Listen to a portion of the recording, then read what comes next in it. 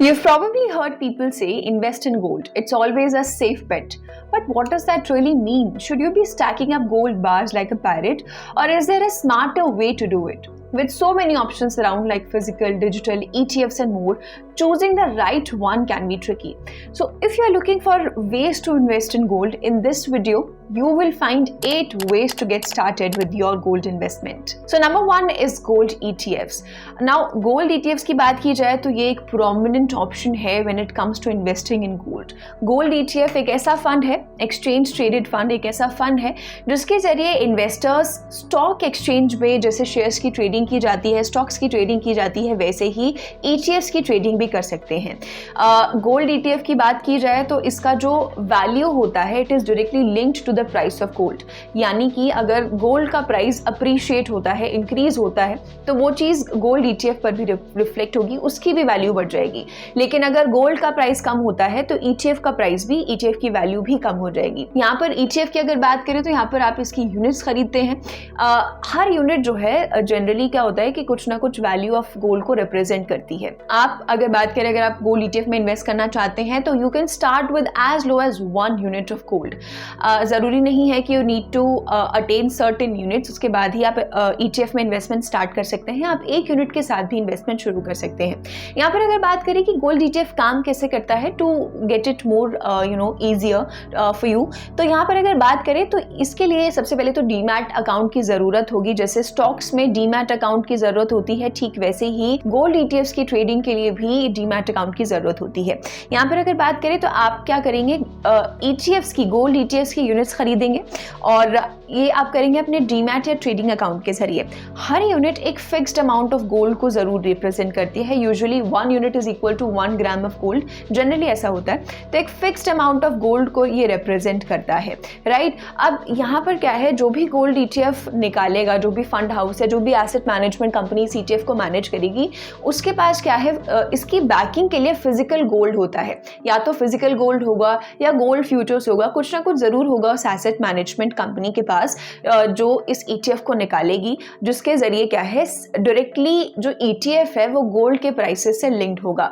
So for example मान लो कि जो गोल्ड का प्राइस है वो 2% बढ़ जाता है, तो सिमिलरली जो गोल्ड का ETF होगा वो भी क्या है, उसमें भी सेम अमाउंट का जो इंक्रीज है वो वैल्यूएशन में उसके में नजर आएगा. अगर उसका गोल्ड का प्राइस कम होता है तो गोल्ड ETF का भी जो वैल्यूएशन है वो आपको कम होता हुआ नजर आएगा. यहाँ पर इंपॉर्टेंट चीज क्या है, गोल्ड ETF के साथ एक अच्छी चीज क्या है कि यहाँ पर आपको कोई स्टोरेज कॉस्ट नहीं देना पड़ता है, राइट. अगर हम फिजिकल से इसे कंपेयर करते हैं तो आपको भाई यहाँ पर कोई स्टोरेज कॉस्ट जो है वो नहीं देना पड़ता है.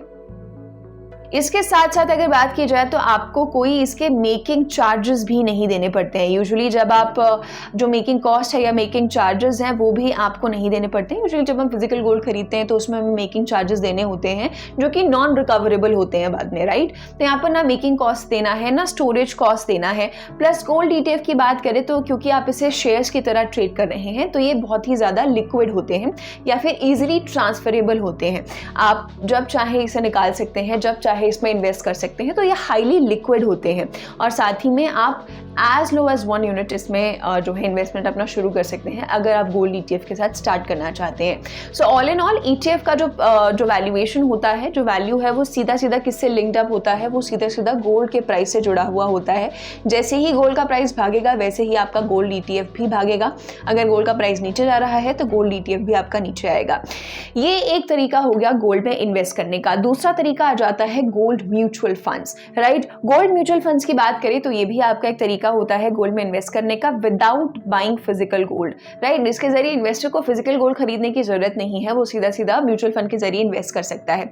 अब इसकी बात की जाए गोल्ड म्यूचुअल फंड कैसे काम करता है, तो गोल्ड म्यूचुअल फंड में जो एसेट्स होते हैं वो गोल्ड ETFs में इन्वेस्टेड होते हैं. जैसे अभी पीछे हमने देखा गोल्ड ETF, तो म्यूचुअल फंड के जो एसेट्स है वो कहाँ पर इन्वेस्टेड होंगे, वो गोल्ड ETFs में इन्वेस्टेड होंगे. नाउ एक ट्रेल बन गया है, गोल्ड का जो एक्चुअल प्राइस है वो लिंक्ड अप होगा ETF से, राइट, और ETF का परफॉर्मेंस जैसा भी होगा वो लिंक्ड अप होगा गोल्ड म्यूचुअल फंड से, right. So gold mutual funds की अगर बात की जाए तो ये बहुत ज़्यादा डिपेंड करता है इस बात पे कि गोल्ड ETF आपका कैसा परफॉर्म करने वाला है, क्योंकि इसके जो एसेट्स होते हैं वो कहाँ एलोकेटेड होते हैं, वो ETFs में ही एलोकेटेड होते हैं। गोल्ड म्यूचुअल फंड्स की बात करें तो यहाँ पर भी आप मिनिमम जनरली क्या है 500 रुपीज़ के साथ यहाँ पर आप शुरुआत कर सकते हैं अगर आप शुरू करना चाहते हैं गोल्ड में investment without buying physical gold, right. तो मिनिमम बहुत सारे फंड हाउसेज जो 500 रुपीज़ के साथ आपको ये ऑफर करते हैं, 500 रुपीज़ से स्टार्ट कर सकते हैं। यहाँ पर एक इंटरेस्टिंग चीज़ ये है कि because it's a mutual fund तो आप यहाँ पर SIP का ऑप्शन भी जो है आपको मिल जाएगा। आप SIP भी यहाँ पर स्टार्ट कर सकते हैं, उसके थ्रू भी यहाँ पर इन्वेस्टमेंट कर सकते हैं। तो अगर बात की जाए फिजिकल गोल्ड के अलावा आप एक ऐसा फंड खरीद सकते हैं जो कि गोल्ड ETFs में जिसने इन्वेस्ट करा हो, जो कि डायरेक्टली क्या है गोल्ड प्राइसेस से लिंक्ड अप होता है। अब बात करें तो गोल्ड ETF और गोल्ड म्यूचुअल फंड में एक्चुअल में क्या डिफरेंस होता है, तो एक बार वो भी देख लेते हैं ताकि कंफ्यूजन ना हो। सबसे पहले तो अगर गोल्ड म्यूचुअल फंड की बात करें तो ये इन्वेस्ट करता है गोल्ड ETFs में, राइट। अभी हमने देखा कि इसके जो एसेट्स हैं वो गोल्ड ETFs में इन्वेस्टेड होंगे। गोल्ड ETF के वहीं अगर हम बात करें तो ये डायरेक्टली बैक्ड होगा फिजिकल गोल्ड से, क्योंकि फिजिकल गोल्ड का जो प्राइस चल रहा होगा वही आपको रिफ्लेक्ट होता हुआ नजर आएगा गोल्ड ETF में। इसके अलावा बात करें तो आप इन्वेस्टमेंट कैसे कर सकते हैं दोनों में, म्यूचुअल फंड में आप SIP भी कर सकते हैं, आप लंप सम भी कर सकते हैं, एक साथ पैसा भी डाल सकते हैं या SIP भी कर सकते हैं। गोल्ड ETF की बात करें तो आपको सिर्फ यहाँ पर लंप सम करना होगा, लंप सम देंगे तभी आप यहाँ पर इन्वेस्टमेंट स्टार्ट कर सकते हैं। यहाँ पर बेसिकली SIP का ऑप्शन नहीं है। उसके अलावा बात की जाए तो एक्सपेंस रेशियो आ जाता है। एक्सपेंस रेशियो म्यूचुअल फंड में थोड़ा ज्यादा होता है, राइट, लेकिन अगर गोल्ड ETF की बात करें तो यहाँ पर म्यूचुअल फंड से कम एक्सपेंस रेशियो देखने को मिलता है।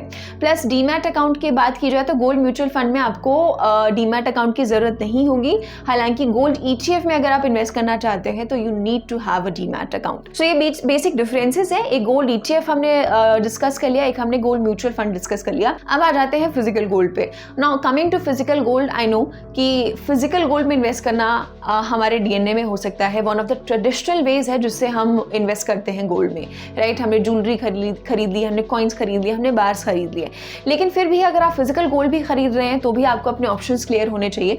जैसे कि कॉमन ऑप्शन है ज्वेलरी। अगर आप ज्वेलरी खरीदते हैं तो यहाँ पर आपको अच्छे खासे मेकिंग चार्जेस जो है वो देने पड़ते हैं। यूजुअली 5 से 20% के बीच में आपको क्या है इसका मेकिंग चार्ज ज्वेलरी का देना पड़ता है। प्लस इसके साथ साथ आपको इसको स्टोरेज करने का भी हासिल होता है कि अगर बहुत सारा सोना है तो आप या तो उसे लॉकर में रखवाएंगे, अगर आप उसे लॉकर में रखवाते हैं तो उसका स्टोरेज कॉस्ट आपको देना पड़ेगा, अगर आप घर में ही रखते हैं तो चोरी होने का डर तो लगा ही रहता है। सो यहाँ पे ज्वेलरी का ऑप्शन आ जाता है, लेकिन यहाँ पर आपको हाई मेकिंग चार्जेस देने पड़ते हैं, प्लस इसको लॉकर में रखवाने के चार्जेस आपके अलग हो जाते हैं। तो अगर आप इन सब एडिशनल कॉस्ट से थोड़ा बचना चाहते हैं तो कॉइन्स और बार्स भी आप एक ऑप्शन एक्सप्लोर कर सकते हैं। कॉइन्स और बार्स की अगर बात की जाए तो स्पेशली बार्स की अगर बात की जाए तो उनकी जो मैन्युफैक्चरिंग कॉस्ट होती है वो काफ़ी कम होती है, और अगर कॉइन्स की बात की जाए तो जनरली 2 से 10% के बीच यहाँ पर इनके मेकिंग चार्जेस देखने को मिलते हैं। तो अगर आप मेकिंग चार्जेस से थोड़ा बचना चाहते हैं, फिजिकल गोल्ड लेना ही चाहते हैं, राइट, क्योंकि one of the traditional ways है, घूम फिर के बात वहीं आ जाती है कि आपके पास आपको एक संतुष्टि रहती है, बेसिकली एक टैंजिबल एसेट आपको मिलता है, आपके पास एक डायरेक्ट ओनरशिप होती है फिजिकल गोल्ड में। तो बहुत सारे लोग प्रेफर करते हैं फिजिकल गोल्ड में ही इन्वेस्ट करना। तो अगर आप उसमें भी थोड़ा एडिशनल कॉस्ट को बचाना चाहते हैं तो आप बार्स कॉइन्स खरीद सकते हैं, उसमें आप इन्वेस्ट कर सकते हैं। उसके बाद आते हैं अगले ऑप्शन पे, gold monetization scheme. Now gold monetization scheme के बारे में हो सकता है बहुत सारे लोगों को ना पता हो। गोल्ड मोनेटाइजेशन स्कीम की बात करें तो इस स्कीम को गवर्नमेंट ने लॉन्च किया था 2015 में, और इसे लॉन्च करने का बेसिक पर्पस जो एम था वो ये था कि जो घर में पड़ा हुआ लोगों का सोना है, चाहे हाउस होल्ड्स का है चाहे इंस्टीट्यूशंस का है, तो जो पड़ा हुआ सोना है जो बस ऐसे ही रखा हुआ है, ना किसी काम आ रहा है, बस ऐसे ही रखा हुआ है, उसको मोबिलाइज किया जाए ताकि इंडिया की जो डिपेंडेंसी है गोल्ड इंपोर्ट्स पे उसे कम किया जाए। जब 2015 में ये स्कीम लाई गई थी तो इसी पर्सपेक्टिव से लाई गई थी ताकि इसका कुछ जो घर में पड़ा हुआ सोना है उसका कुछ प्रोडक्टिव यूज किया जा सके। तो गोल्ड मोनेटाइजेशन स्कीम में भी अगर हम बात करें तो उसमें बेसिकली क्या है कि जो सिटीजन्स हैं या इंस्टीट्यूशंस हैं वो अपने गोल्ड को डिपॉजिट करवा सकते हैं और उसके बदले उनको क्या है भाई इंटरेस्ट मिलेगा, साथ में उनको क्या है जो अपना गोल्ड है वो भाई गवर्नमेंट रखेगी तो सिक्योर रखेगी। बैंक्स जो हैं ये ऑप्शंस ऑफर करते हैं आज भी। तो यहाँ पर अगर बात की जाए तो इस स्कीम के तहत गोल्ड को किसी भी फॉर्म में जो है डिपॉजिट करवाया जा सकता है, चाहे आप ज्वेलरी हो, चाहे चाहे कॉइन्स हो चाहे बार्स हो, तो किसी भी फॉर्म में आप गोल्ड को डिपॉजिट करवा सकते हैं। अब यहाँ पे ड्यूरेशन के हिसाब से स्कीम में अलग अलग तरह का डिपॉजिट है, जैसे कि शॉर्ट टर्म बैंक डिपॉजिट है। शॉर्ट टर्म बैंक डिपॉजिट में अगर बात की जाए तो यहाँ पर आप अपने गोल्ड को 1 से 3 साल के लिए किसी बैंक के पास आप मान लीजिए आपने लॉक इन करवा दिया, ठीक है। तो यहाँ पर मिनिमम लॉक इन पीरियड इसका कितना होगा तो ये बैंक्स डिसाइड करेंगे। उसके बाद इस पे इंटरेस्ट रेट आपको कितना मिलेगा ये भी बैंक्स डिसाइड करेंगे। इसके अलावा मीडियम टर्म गवर्नमेंट डिपॉजिट होता है, जिसमें 5 से 7 साल के लिए आप अपने सोने को डिपॉजिट करेंगे मिनिमम, यानी कि 3 साल इसमें आपका लॉक इन रहेगा, इतने साल आपको रखना ही रखना है। इसमें आपको 2.25% पर एनम का जो है इंटरेस्ट देखने को मिलेगा। उसके अलावा लॉन्ग टर्म गवर्नमेंट डिपॉजिट है, जो कि 12 to 15 ईयर्स की ड्यूरेशन के लिए आप इसमें गोल्ड अपना डिपॉजिट करेंगे स्कीम के तहत। मिनिमम लॉक इन पीरियड इसमें 5 इयर्स रहेगा और यहाँ पर आपको 2.50% पर एनम का इंटरेस्ट मिलेगा। तो बेसिकली गोल्ड मोनेटाइजेशन स्कीम है, जिसके जरिए आप गोल्ड में इन्वेस्ट कर सकते हैं। आप अपने पड़े हुए गोल्ड को इन्वेस्ट कर सकते हैं, डिपॉजिट कर सकते हैं बेसिकली, और आपका वो सेफ जगह पर भी लॉक्ड इन रहेगा, प्लस आपको उस पर थोड़ा थोड़ा इंटरेस्ट रेट भी जो है वो मिलता रहेगा। तो ये स्कीम गवर्नमेंट ने लॉन्च की थी बहुत पहले। इसमें अगर बात की जाए तो मिनिमम क्वांटिटी जो गोल्ड की जो आप इन्वेस्ट कर सकते हैं, जो डिपॉजिट कर सकते हैं सॉरी, वो होगी 10 ग्राम्स। 10 ग्राम सोना भी अगर आपके पास है तो आप उसे डिपॉजिट कर सकते हैं। मैक्सिमम की अगर इसमें बात करें तो कोई इसमें लिमिट नहीं है, और आप कई सारे बैंक्स जो हैं ये स्कीम ऑफर करते हैं। इसके जरिए बैंक्स जो हैं गोल्ड को डिपॉजिट करते हैं, तो आप इस स्कीम के जरिए भी गोल्ड में इन्वेस्ट कर सकते हैं, गोल्ड अपना डिपॉजिट कर सकते हैं। इसके अलावा अगर बात करें तो आ जाता है सोवरेन गोल्ड बॉन्ड स्कीम। इस स्कीम की बात करें तो ये काफी पॉपुलर है, काफी न्यूज में भी रही है। एसजीबीज की बात करें तो एसजीबीज को लेकर एक लेटेस्ट अपडेट ये है कि रिसेंटली यूनियन बजट पेश करने के बाद फाइनेंस मिनिस्टर निर्मला सीतारमन ने कहा था कि कोई भी न्यू एसजीबीज जो है, इस तरीके के बॉन्ड्स जो है वो गवर्नमेंट अब इशू नहीं करेगी। इशू इनको आरबीआई करता है on behalf of the government of India. तो अब जब एसजीबीज को इशू ही नहीं किया जाएगा तो हम इसे डिस्कस क्यों कर रहे हैं? वेल, मैं आपको बता दूं कि एसजीबीज को इशू नहीं किया जाएगा, लेकिन फिर भी आप इसे सेकेंडरी मार्केट से ट्रेड कर सकते हैं। कैसे कर सकते हैं इसके ऊपर भी आते हैं, लेकिन पहले एक बार बात कर लेते हैं कि एसजीबीज एक्चुअली होते क्या हैं। तो सोवरेन गोल्ड बॉन्ड्स की बात की जाए तो ये आरबीआई के थ्रू इशू किए गए सर्टिफिकेट्स होते हैं against grams of gold, right. Basically क्या होता था अब तक कि आरबीआई इस तरीके के बॉन्ड्स को इशू करता था, अनाउंस करता था प्रेस रिलीज के थ्रू, और उसके बाद एक 1 वीक सब्सक्रिप्शन विंडो ओपन हो जाती थी, जिसके जरिए आप हम जैसे इन्वेस्टर्स जो है इसमें इन्वेस्ट करते थे, इन बॉन्ड्स को परचेज करते थे, ठीक है। इसके लिए 1 वीक सब्सक्रिप्शन विंडो होती थी, और जैसे ही सक्सेसफुल परचेज आपका हो जाता था उसके बाद एक सर्टिफिकेट मिलता था होल्डर के नाम का। तो कुछ इस तरीके से काम करता था। इसमें एक सर्टेन इंटरेस्ट मिलता था और इसका एक लॉक इन पीरियड भी था जो कि था 8 ईयर्स, राइट। तो कुछ इस तरीके से ये काम करता आ रहा था। इसमें मिनिमम 8 ईयर्स के लिए आपको रखना ही होता था, लॉक इन पीरियड होता था ये, और इसके साथ साथ 2.5% जो है हर साल इसमें इंटरेस्ट में मिलता था, प्लस जो भी गोल्ड की मूवमेंट होगी, गोल्ड के प्राइस में जो भी अप्रिसिएशन होगा वो तो आपको मिलेगा ही, राइट। तो इसका रिडेम्पशन आप 8 साल के बाद कर सकते थे। ये थी कुछ सोवरेन गोल्ड बॉन्ड स्कीम।